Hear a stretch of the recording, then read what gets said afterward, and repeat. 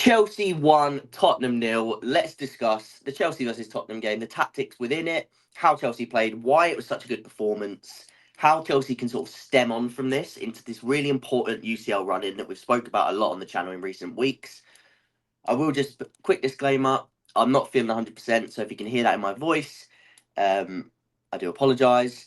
But I wanted to power through and get a video out for you guys because I thought after such a monumental win, which could be so important for the rest of the season, I think it's important that we speak about not only the individual performances, but some of the tactical changes that we saw that helped to win this game, that hopefully give Maresca a little bit more praise from the fan base, because as well, some of the comments about how good the fans were in the stadium last night was just so lovely to see, because Maresca sort of saying it, and I think Colwell said it as well, and it seems like it was like a really big topic off the pitch from the way that they're mentioning it.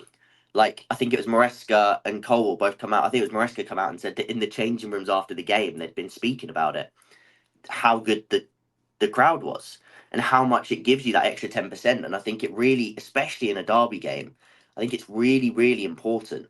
So I think that was brilliant to see. And yeah, I think the vibes are good now because of that win. It could have gone completely the other way. So we're very sort of, it's a very important win. But let's get into talking about the actual tactics of the game, because I thought something that was really interesting. Now let's sort of start with the build-up. Palmer in that left half space. Now, if we're going to talk a few topics in this video, this is one of them. Because I've never not liked this. I've always thought that there's room for this. There's scope for him playing on both sides, depending on the game, depending on the game plan, and depending on the fixture, which is all the same thing. But depending on the opposition and the game plan and how you're trying to set up things up. Enzo, in which case, was playing on the right side today. And the link between these two, so good. So good. And then Caicedo, again, just as an individual, just unbelievable. Let's talk about how we set up on the ball in terms of the movements, the counter movements, and all that stuff. So something we saw quite prominently was the idea of building up with almost a flat 2 base. Now, there was scope for Cucurella to drop in and sort of make this a 3, and there was also scope for Gusto to drop in at times and make this a flat 4, with Caicedo as a lone pivot. But the counter movements here were for both fullbacks to essentially push up and squeeze these players back. So Cucurella was often sort of squeezing all the way to here. And then Gusto was sort of around here. So you could even call this, you could either call it a bit of an asymmetric 2-3 base, or you could even really, because of how far Cucurella pushed Odegaard back at times, you could have at times seen it as a 2-2. Now, it wasn't, because like I say, Cucurella was always sort of in that half spot where he's pushing Odegaard back, but he's still in line to sort of connect this as a 3. But it was aggressive. It was an aggressive move to push them back into their own half and really look to exploit this side of the pitch through the likes of Gusto and Enzo. Now, I'll quickly pause the tactics part of this, and I'll show you a few examples of Gusto and Enzo and their link-up and combinations throughout. In this example, you have Caicedo and Malo Gusto forming that pivot. You then have Enzo Fernandez moving to the blind side of the Tottenham winger, with Cole Palmer also pinning back 2 of Tottenham's players. This counter movement opens up that space for Malo Gusto to drive into Enzo Fernandez, again moving away to draw the Spurs winger away from him, where he then receives the ball and they have switched positions in this rotation. And here's another example. Forming that box midfield, you've got Gusto and Caicedo at the base with Enzo and Palmer at the top. But it's these counter movements with Caicedo coming over to cover that space in case the ball is lost, Gusto pushing forward into that half space, and Enzo dropping deep to receive the ball that causes a little bit of tension in the Spurs press. So as you can see from that, the movements and the way that Enzo was able to drop into this space to allow Gusto to attack the space here was just, I thought it was excellent. And this is why I've always said I like Gusto in this role. And I think there's some games where it's maybe not the right idea, because there's certain things that lack a little bit. And I thought he was really good, Gusto. He had a few loose passes. He had a poor cross from this area in the first half. and he had a few loose passes. But ultimately, what I love about Gusto and what he brings is that ability to carry through the middle of the pitch. And I think by having him here, where he can go narrow to Caicedo, they can combine, and then if these players go aggressive, he can beat that man and he can attack that space and give you that advantage, which is something, again, we've spoke about in recent weeks, having those central carriers, and I don't think it's something we have enough of. But it also allows Enzo to drop into these sort of deep roles where he can then switch play, which, again, works so well because every time we sort of looked to get Enzo on this side of the pitch, Gusto came from a narrow position and sort of made this run into here, taking somebody away. Caicedo would then sort of make a counter movement over to here as well, like we said in that image, to make sure that if the ball is lost, he's close enough that he can sort of recover. Cucurella would make that same counter movement. The pitch would shift and tilt towards the right side, which made that pass, because again, everybody else would shift, even more on for the likes of Sancho on the left.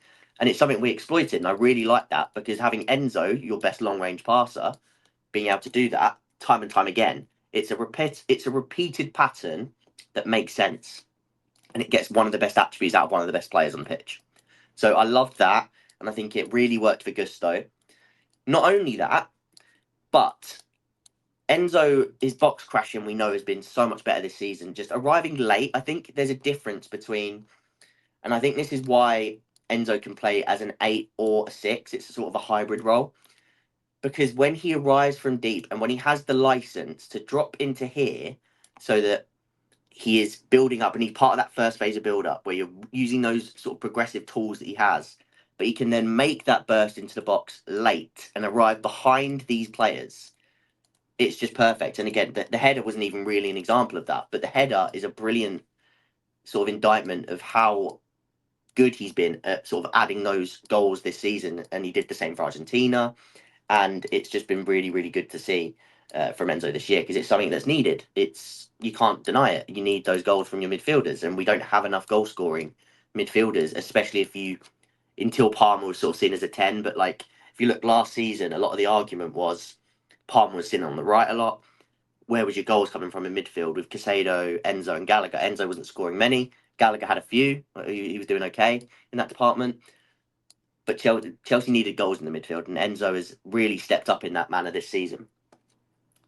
Now, two other things that we're going to speak about, two other tactical points, because the Gusto Enzo one was one I really want to touch on. Palmer in this left-hand half space. The reason I like it so much, and the reason I like it in a game like this as well, is when you're pinning these wingers out here, there is always going to be space in between these lines, because Jackson does so well at sort of occupying both defenders at once. And again, Enzo's good at sort of pushing up to make sure that Romero can't sort of head over. And the movement from the front five was very good to make sure that all of the defensive line was occupied to sort of create this gap here. And on both sides, not just the left, on both sides. But especially on the left with Palmer, because that's the example we're going to use and why it's so effective. And it's the same for Enzo on the right, but we'll speak about Palmer specifically. What this does is it allows for those underlapping runs that, again, I've been saying all season, it's something we need to see more of. But I do think it's a lot to do with, one, the personnel, and two, the traits that they have on which side of the pitch. Now, the reason it works so well with Palmer on the left and Enzo on the right, when you're trying to attack the box in this fashion, is that when that ball gets into here, Palmer is already on his strong foot to put that across the box. Let me just show you one or two examples now.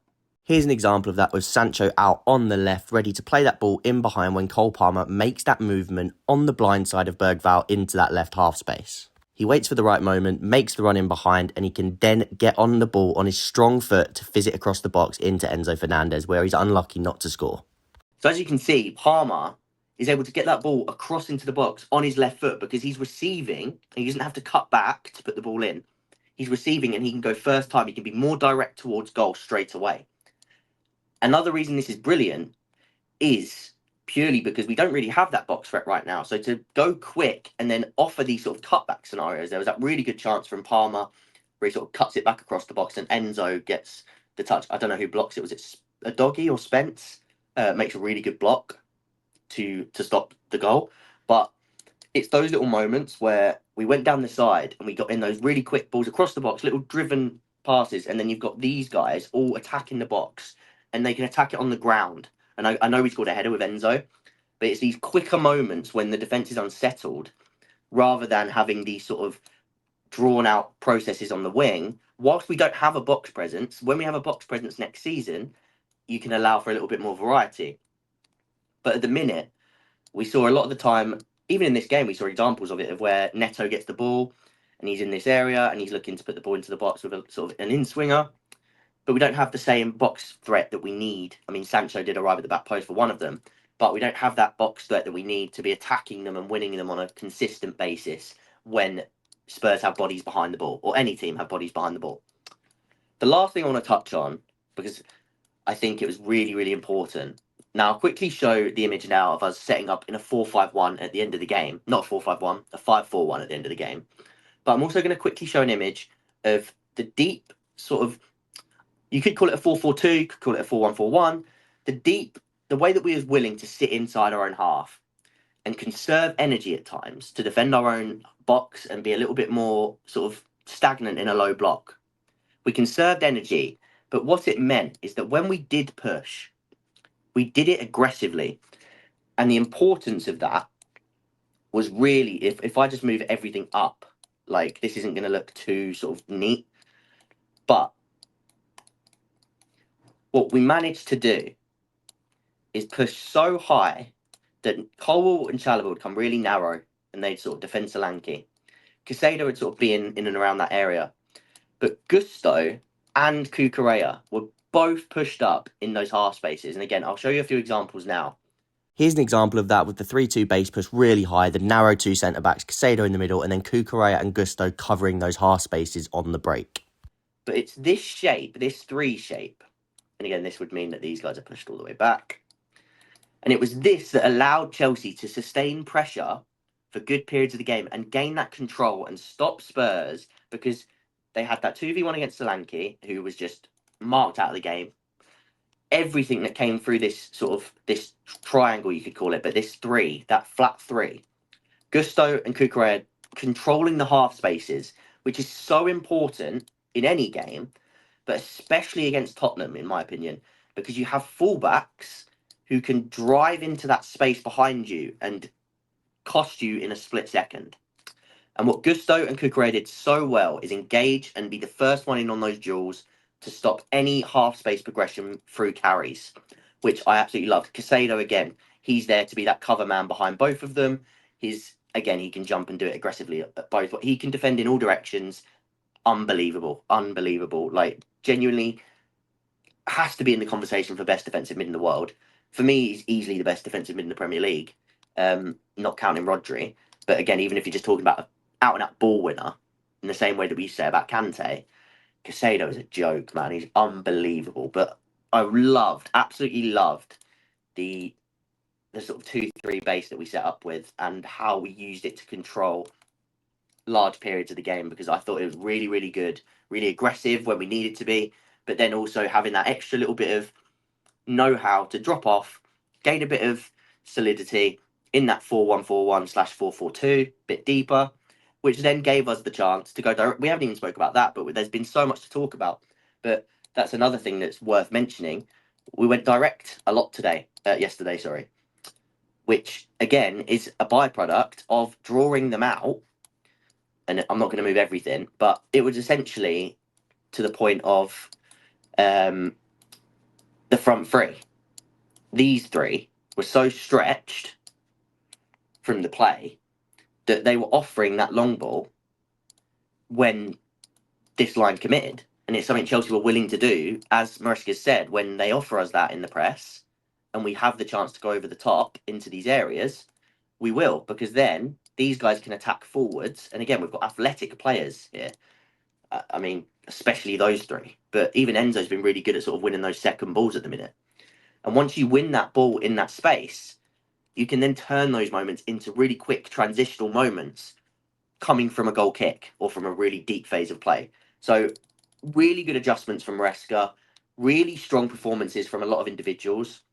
We're going to leave it for a different video, but we're going to need to discuss Sancho in a little bit more detail. I thought he was unfortunate not to score, but there was a few actions in that first half that were just a little bit frustrating. Brilliant Tough Jackson back, brilliant Madueke, little cameo from him. And I haven't even mentioned the bench, but KDH, another one I just want to single out because he's got a lot of stick this season. I thought he was brilliant. I thought he came on and he just, it was exactly what you want from a closeout player. Somebody to come in, be energetic, be winning his duels, be on the front foot, but also just be smart and just run the clock a little bit. I just thought it was really mature performance from KDH. Tosin dropping into that back line, James coming on, of course, the captain. Like I say, Madueke worked hard when he came on as well. So really, really good performance. Let me know what you thought of this performance and any questions you have, because I'll probably do like another stream on Monday, or maybe we can get something done on Saturday for the Brentford game. I'll see, depending on how many comments we get, what people want to see. But let me know what you want to see on the channel and how you enjoyed this video. Let me know what you thought of the Chelsea versus Tottenham game. Huge win. Please leave a like, subscribe if you haven't already, and I'll see you guys in the next one.